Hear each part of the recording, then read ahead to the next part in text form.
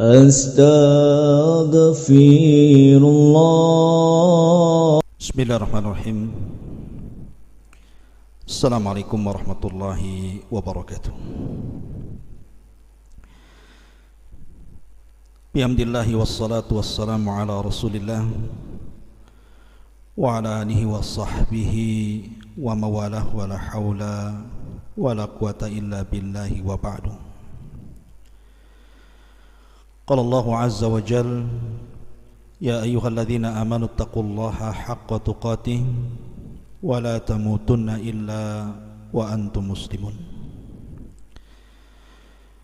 Wa qala sallallahu alaihi wasallam, man salaka tariqan yaltamisu fihi ilma sahhalallahu bihi tariqan ilal jannah. Amma ba'du, ma'asyiral muslimin yang dimuliakan Allah Subhanahu wa taala. Alhamdulillah, di malam hari ini tentunya dengan izin Allah Subhanahu wa taala kita kembali bisa duduk untuk bermajlis ilmu dari Masjid Pesantren Tahfidz Al-Quran dan Bahasa Arab Jabal Uhud Al-Islami di Ban, Batam. Salawat dan salam marilah kita aturkan kepada Rasul kita yang mulia, Nabi besar Muhammad sallallahu alaihi wa ala alihi wasallam.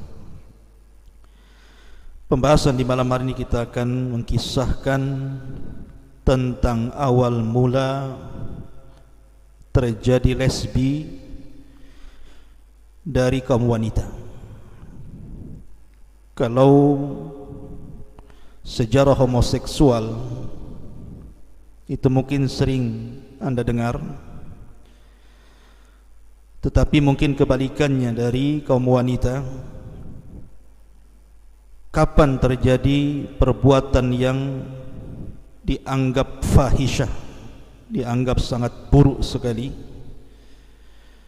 yang dilakukan kaum Hawa? Ini yang kita akan kisahkan di malam hari ini. Mudah-mudahan menjadi ibrah dan pelajaran khususnya bagi kalangan wanita. Ma'asyiral muslimin yang dimuliakan Allah Subhanahu wa taala, kisah ini masih berkaitan dengan kisah kaum Lut alaihi salatu wassalam ketika berdakwah di negeri Sodom.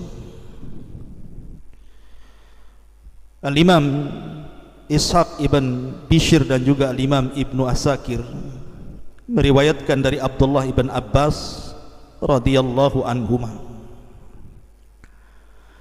Jadi kaum Sodom itu diberikan oleh Allah Subhanahu wa taala berbagai macam nikmat, terutama dari hasil tumbuh-tumbuhan, biji-bijian, buah-buahan. Itulah secara global penghasilan orang-orang Sodom. Sampai pada waktunya Allah Subhanahu wa taala kemudian tahan hujan, sehingga kemudian terjadi qahd, terjadi pacaklik yang berkepanjangan. Karena pacaklik yang berkepanjangan inilah, maka akhirnya kemudian banyak tanaman-tanaman yang mati, banyak buah-buahan yang tidak berbuah, dan begitu juga biji-bijian, sehingga lambat laun mereka mengalami kelaparan.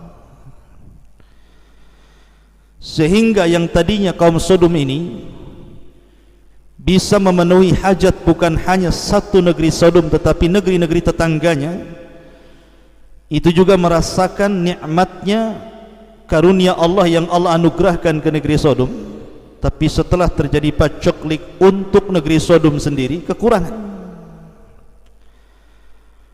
terutama di daerah-daerah luar, sehingga mereka terkadang masih didatangi orang-orang yang di luar negeri Sodom untuk mencari makanan, terutama buah-buahan dan biji-bijian.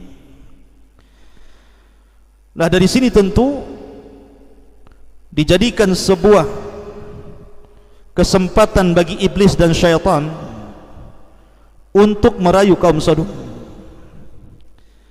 Maka akhirnya kemudian syaitan pun datang ke kaum Sodom, berawal dari kisah dua orang laki-laki yang memiliki kebun dan tidak banyak buah-buahan yang berbuah.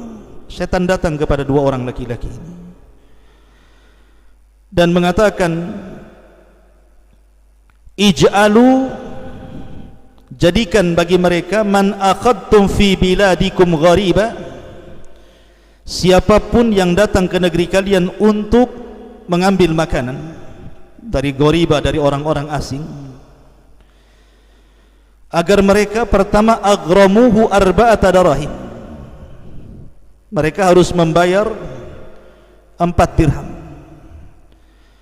dan yang kedua antangkihuhu, kalimat nikah artinya jima, dan kalian harus mengajak untuk melakukan hubungan sesama jenis. Tentu tujuannya awalnya hanya untuk menekan supaya banyak orang-orang luar tidak ke negeri Sodom lagi, karena takut kalau seandainya mereka mengambil, mencuri buah-buah yang negeri Sodom, maka sebagai hukumannya mereka akan didenda 4 dirham dan juga mereka disuruh melakukan homoseksual pada awalnya, sehingga orang-orang luar takut ke Sodom ini. Sampai suatu ketika syaitan kemudian menjelma laki-laki sebagai laki-laki yang sangat tampan sekali, dan dia seolah-olah orang yang asing yang berhajat kepada buah-buahan, kepada makanan yang ada di kebun dua orang negeri Sodom ini. Akhirnya kemudian syaitan yang tasyakkul ini beralih rupa menjadi laki-laki yang sangat tampan sekali, masuk ke kebun itu. Kemudian dua orang ini mengatakan, kalian tidak bisa mengambil begitu saja, sebagai hukumannya engkau harus melakukan homoseksual bersama kami dan juga membayar arba'atu darahim, 4 dirham. Karena memang syaitan ini tasyakkul dengan laki-laki yang sangat tampan, bahkan lebih cantik dibandingkan wanita. Tergiurlah dua orang Sodom ini akhirnya melakukan kejahatan ini.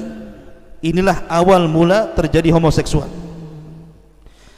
Sehingga kemudian karena sudah merasa nikmat, syaitan pun kemudian menghiasi mereka, mulailah kemudian mengajak kepada sesama teman mereka. Akhirnya lambat laun kemudian menyebar, bukan hanya sesama mereka, sampai kepada anak-anak laki-laki mereka diajari untuk melakukan homoseksual.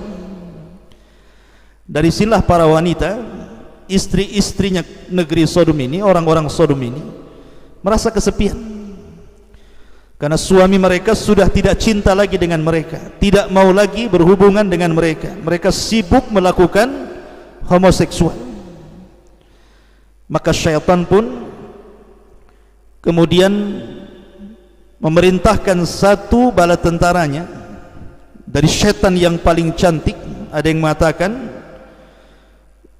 namanya Laqis. Syaitan yang menjelma wanita cantik ini namanya Laqis. Laqis ini kemudian tasyakkul menjadi wanita yang paling cantik, kemudian datang menemui wanita-wanita negeri Sodom yang mereka sangat sedih karena merasa mereka sudah ditinggalkan suami-suami mereka. Kemudian kata Laqis kepada mereka, biarlah para suami kita mereka melakukan homoseksual sesama jenis dengan sesama laki-laki. Kenapa kita tidak bisa? Sebagaimana mereka bisa melakukan hubungan homoseksual, maka kita juga bisa melakukan lesbi, hubungan sesama jenis antar wanita. Lah karena wanita ini sangat cantik sekali, akhirnya kemudian salah satu wanita dari wanita Sodom ini mencoba, dan syaitan pun menghiasinya.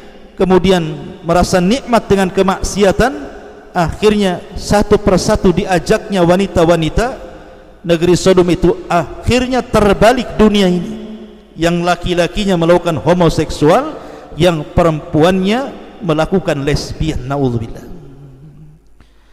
Ma'asyiral muslimin yang dimuliakan Allah Subhanahu wa taala, lah ketika kaum ini sudah rusak seperti ini, yang laki-lakinya homo, yang perempuannya lesbi, di sini Allah Subhanahu wa taala mengutus nabi yang sangat mulia, Lut alaihi salatu wassalam,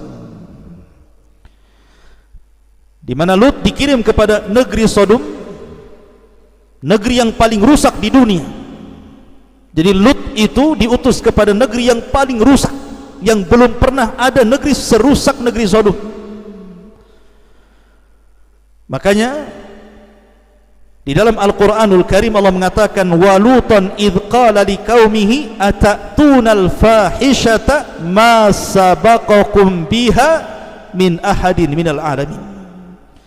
Dan ingatlah ketika Lut berkata kepada kaumnya, kenapa kalian melakukan fahisha? Artinya fahisha itu masuk kepada homoseksual ataupun lesbian, itu disebut fahisha dalam Quran.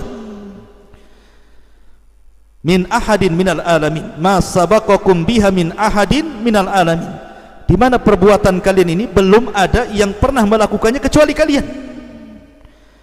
Innakum lata'tuna ar-rijala syahwatan min dunin nisa bal antum qaumun musrifun, di mana kalian mendatangi laki-laki karena mengikuti syahwat kalian dan kalian lari dari wanita, bahkan kalian termasuk kaum yang sangat berlebihan.